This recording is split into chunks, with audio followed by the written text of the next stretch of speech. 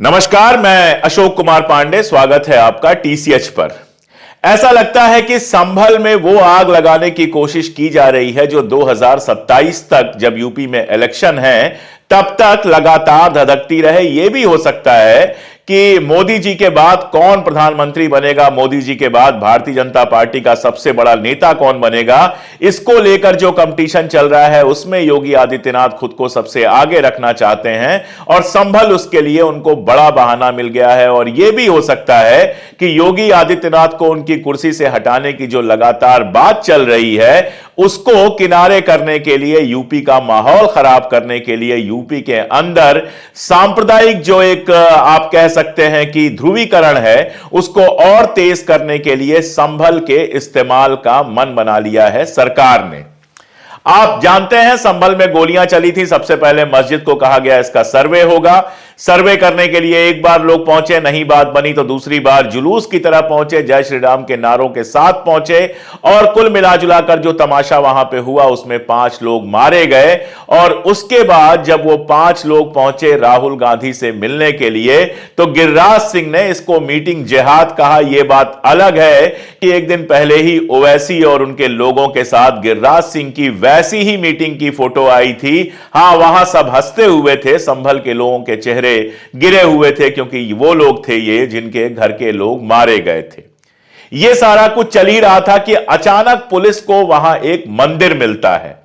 यह पहली बार इतिहास में हुआ होगा कि पुलिस को मंदिर मिलता है और पुलिस बाकायदा उस मंदिर के मिलने को और सारे कुछ को लेकर शोकेस करती है। उसका वीडियो आता है और उसके बाद फिर बयान आने शुरू हो जाते हैं। बयान कुछ इस तरह के थे जिनको सुनकर यह लग रहा था कि मंदिर के ऊपर मुसलमानों ने कब्जा कर दिया था, वगैरह वगैरह वगैरह।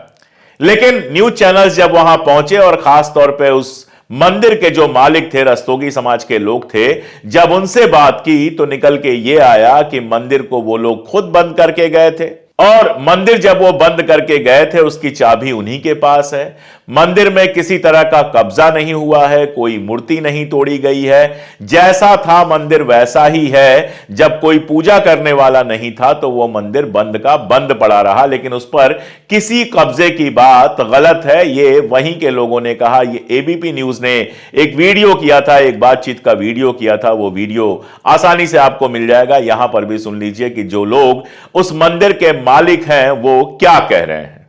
कब आप यहाँ से चले गए थे छोड़ के? 6 में चले गए, 17 साल पहले चले गए। कोई कारण था? क्या कारण था? किस वजह से छोड़ना था?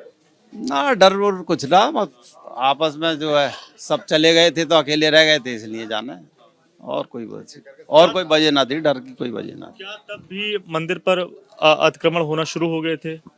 मंदिर तो जैसा था वैसे ही है, कोई अतिक्रमण नहीं हुआ मंदिर का। मंदिर तो जैसा था वैसे ही। बगल में जो मंदिर से सटी हुई दीवार नजर आ रही है उसको लेकर क्या कहना है आपका? ये तो मंदिर का ही कमरा है। मंदिर लोगों ने बनवाया था? हाँ, हम ही लोगों ने बनवाया था। तो जो अतिक्रमण वाली बात है कि आगे भी जो है वो हिस्सा एक बढ़ गया था, दीवार खड़ी हो गई थी, उसको लेकर क्या? दीवार तो हम ही लोगों ने खड़ी कराई। कोई दीवार नहीं खड़ी हुई थी। जब हम जा रहे थे यहाँ से तो हम इसके बनवा गए थे, इसलिए कि जितनी जगह मंदिर की है वो मंदिर की जगह बनी रहे। बाद में किसी को कोई मनाही नहीं थी, कोई कभी भी आए दर्शन करे, चाबी ले। जब कोई बचा ही नहीं था तो चाबी लेने वाला कोई था नहीं, इसलिए हम चाबी लेके गए थे। जो ये तमाम सारी चीजें लोग कह रहे हैं कि डर की वजह से यहाँ से बहुत सारे लोगों ने पलायन किया, तो इसमें कितनी सच्चाई है? जिसकी जहाँ व्यवस्था होती चली गई वो चलते जाते रहे। कोई ऐसा डर तो यहाँ पे था ही ना, डर का माहौल तो कुछ था ही ना। मंदिर जब यहाँ से बंद करके चाबी दी तो चाबी आप सबके पास थी? किसके पास थी? रस्तोगी बिरादरी के पास थी। तो आपने सुना, वो ये कह रहे हैं कि पहली बात तो ये कि मंदिर वो खुद बंद करके गए थे, दूसरी बात ये कि जब वहां से गए थे तो कोई डर जैसी बात नहीं थी, और तीसरी बात ये कि उसके बगल में जो दीवार खड़ा करने की बात है वो दीवार भी उन्हीं लोगों ने खड़ी की थी ताकि मंदिर की जो जमीन है वो जमीन बची रहे। और इन सब में आप जोड़ लीजिए कि इतने लंबे समय से मंदिर बंद था, मुस्लिम इलाका है, वो आसपास मुस्लिम रहते हैं, लेकिन किसी ने ना तो मंदिर पे कब्जा करने की कोशिश की, ना तो मंदिर पर कोई नुकसान पहुंचाने की कोशिश की। लेकिन बात इतने से कैसे रुक जाती? अभी अभी खबर यह आ रही है कि वहां जो कुआं है उसमें से पार्वती जी की खंडित मूर्तियां मिली हैं। देखिएगा 2-1 दिन में उसकी भी हकीकत सामने आ जाएगी कि क्या है, कैसे है। आदमी अगर तोड़ेगा तो वहीं कुएं में डालकर क्यों छोड़ेगा, और पार्वती जी की मूर्तियां तोड़ेगा लेकिन शिवलिंग छोड़ देगा, यह बात भी समझ में आने वाली नहीं है। लेकिन अभी यह न्यूज चल रही है, विधानसभा में हंगामा चल रहा है और इसको लेकर तमाशा बना रहेगा। आपको याद होगा कि यूपी के हाई कोर्ट के एक जज साहब थे, जज साहब हैं शेखर यादव जी। उन्होंने जाकर बाकायदा बयान दिया, विश्व हिंदू परिषद के कार्यक्रम में जाकर भाषण दिया, कठमुल्ला शब्द का उपयोग किया और भी बहुत सारी बातें की। असल बात जो वो कहना चाह रहे थे, वो ये कहना चाह रहे थे कि भारत में हिंदू जो चाहेंगे वो होगा, बहुसंख्यक जो चाहेंगे वो होगा। ये हमारे जज साहब कह रहे थे, जिनको संविधान को लेकर फैसला देना होता है, जो संविधान के पन्नों के हिसाब से अपने फैसले देते हैं, जिनके कंधे पर जिम्मेदारी है कि संविधान सही तरीके से लागू हो कानून के क्षेत्र में। उन जज साहब ने ये सारे बयानात दिए थे। उसके बाद महाअभियोग प्रस्ताव की बात आई थी। कपिल सिब्बल ने कहा था उनके खिलाफ महाअभियोग प्रस्ताव लेंगे। खबर यह है कि वहां की जो बार एसोसिएशन थी उसने भी इसकी मजम्मत की थी और सुप्रीम कोर्ट ने भी इसका संज्ञान लिया है। लेकिन योगी आदित्यनाथ उसको सही ठहरा रहे हैं। योगी आदित्यनाथ का कहना है कि वो सच कह रहे हैं और इसलिए उनके खिलाफ महाअभियोग प्रस्ताव लाया जा रहा है। अब जाहिर है कि वो जो कह रहे हैं वो योगी आदित्यनाथ के लिए बहुत अच्छा है, क्योंकि वो वही कह रहे हैं जो योगी आदित्यनाथ जैसे लोग लगातार कहते रहे हैं। राहुल गांधी संसद में मनुस्मृति की बात उठा देते हैं तो लोगों को बड़ी दिक्कत हो जाती है। वो कह देते हैं कि आप संविधान से नहीं मनुस्मृति से देश चलाना चाहते हैं तो बड़ी परेशानी हो जाती है। लेकिन जब जज साहब वही बात सीधे ना कह के इनडायरेक्टली खड़े होकर कहते हैं विश्व हिंदू परिषद के कार्यक्रम में, तो उसको भारतीय जनता पार्टी के मुख्यमंत्री अगर डिफेंड करते हैं तो इसका मतलब क्या होना चाहिए, यह आप भी समझते हैं और मैं भी समझता हूं। जज साहब ने कोई पोस्ट रिटायरमेंट अपना प्लान पहले से बना के रखा हो तो इसमें किसी को आश्चर्य नहीं होना चाहिए। हम जानते हैं कि कलकत्ता हाईकोर्ट के जज साहब रिटायर होते ही कहते हैं कि मैं तो जिंदगी भर आरएसएस से जुड़ा रहा, और उसके बाद बीजेपी में शामिल हो जाते हैं और चुनाव लड़ते हैं। यह हमारी जुडिशरी की हालत है। पुलिस की हालत यह है कि मंदिर मिलने के बाद जिस तरह की तस्वीरें, जिस तरह के वीडियो सामने आए, ऐसा लगता है कि मतलब कुछ ज्यादा ही ओवर एक्साइटेड हो गई हमारी पुलिस उसको लेकर। क्या अगर ऐसी कोई मस्जिद मिल जाए तो भी वो ऐसे ही ओवर एक्साइटेड होगी? पुलिस का काम है कानून व्यवस्था बनाए रखना। ठीक है, उनकी छापामारी या दबिश या जो भी चल रहा था उसमें मंदिर मिला, उनका काम है मंदिर के मालिकों का पता करना, मंदिर के हालात का पता करना, उस तरह की रिपोर्ट देना। लेकिन उस मंदिर का पूरा इस्तेमाल जो हो रहा है वो सिर्फ और सिर्फ राजनीति के लिए हो रहा है। सुप्रीम कोर्ट का फैसला आ चुका है कि सर्वे रुके रहेंगे जब तक अगली डेट नहीं पड़ती है। वर्शिप एक्ट पर जो मुकदमा चल रहा है उसमें जब तक अगली डेट नहीं पड़ती है, जब तक अगला कोई फैसला नहीं आता है, तब तक देश भर में किसी भी तरह की मस्जिद का सर्वे या इस तरह की चीजें रुकी रहेंगी। और जिनके सर्वे का आदेश भी दिया गया है या जिनका सर्वे हो भी गया है उसको लागू नहीं किया जा सकता। ये सारी बातें जो हैं वो सुप्रीम कोर्ट कह चुका है। मैंने विस्तार से आपसे बात की थी। तो अब जाहिर है किसी नई मस्जिद में जाकर तमाशा करने का मौका फिलहाल निकल गया है, नहीं मिलेगा। जब तक सुप्रीम कोर्ट का कोई फैसला नहीं आ जाता तब तक किसी नई मस्जिद में जाकर तमाशा करने का मौका नहीं मिलेगा। आप जानते हैं अच्छी तरह से। तो फिर क्या है, आग को तो जलाए रखना है। यह जो सांप्रदायिकता की आग है इसको भड़काए रखना है, और इसको भड़काए रखने के लिए सबसे अच्छा यही है कि मंदिर मस्जिद कहीं भी किसी भी बहाने किया जा सके। यह शिव मंदिर मिल गया और इस शिव मंदिर के मिलने के बाद वही तमाशा यूपी में लगातार जारी है।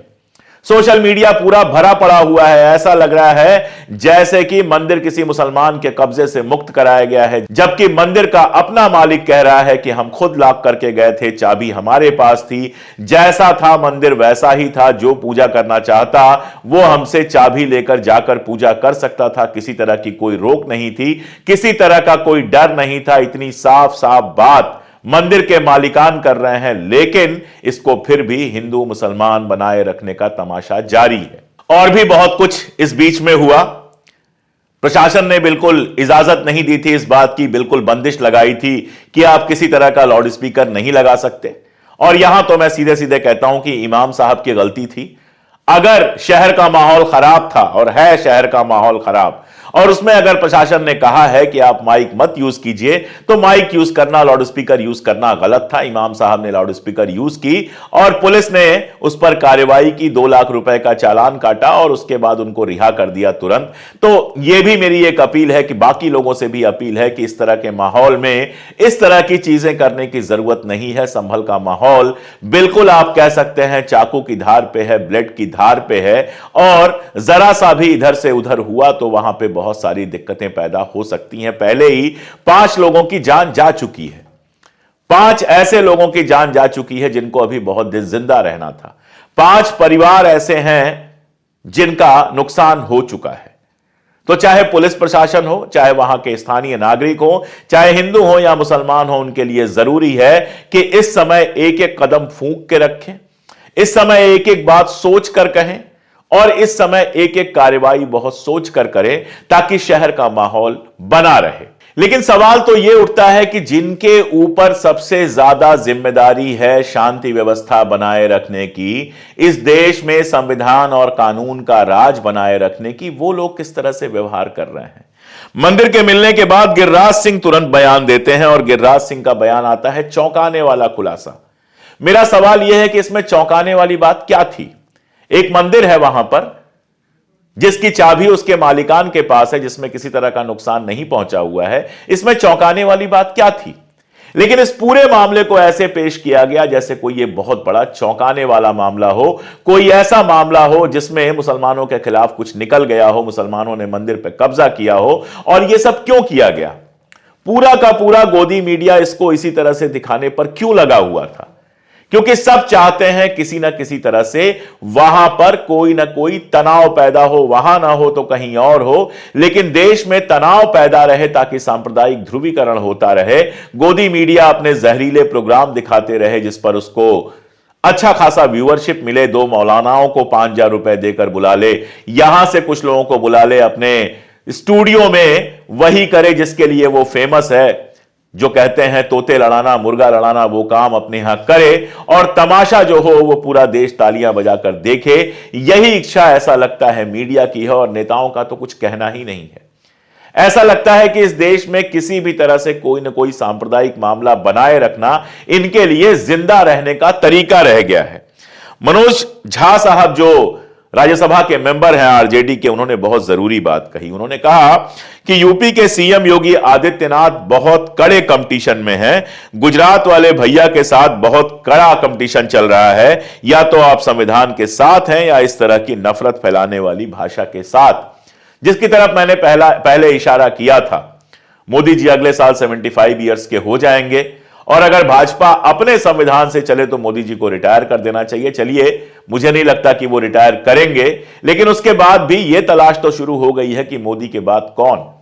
और जो सबसे ज्यादा नाम जो 2 लिए जाते हैं, एक अमित शाह जी का लिया जाता है और एक योगी आदित्यनाथ का लिया जाता है। लोकसभा का जब चुनाव था उसके बाद जिस तरह के यूपी से रिजल्ट आए, ये चर्चा चल रही थी कि अमित शाह किसी भी तरह से योगी आदित्यनाथ को कुर्सी से हटाना चाहते हैं। अब कितनी सच है कितनी झूठ है ये तो मैं नहीं बता सकता, लेकिन ये चर्चा चल रही थी। मनोज कुमार झा उसी तरफ इशारा कर रहे हैं कि इस तरह की घटनाएं, इस तरह की चीजें करके जो हमारे योगी आदित्यनाथ हैं वो अमित शाह पर, वो कहते हैं ना, शह और मात वाला खेल खेलना चाहते हैं। वो यूपी में इस तरह का माहौल बना देना चाहते हैं कि किसी भी हाल में योगी आदित्यनाथ को हटाया ना जा सके और मोदी के बाद कौन वाली रेस में सबसे आगे वो दिखाई दे। उधर हिमंता बिस्वा शर्मा भी अपने तरीके से कोशिश कर रहे हैं, फडणवीस साहब भी अपने तरीके से कोशिश करेंगे, कई सारे नेता हैं जो नंबर 2 बनने के लिए कोशिश कर रहे हैं, लेकिन हम सब जानते हैं कि उसमें सबसे आगे अमित शाह और योगी आदित्यनाथ ही हैं।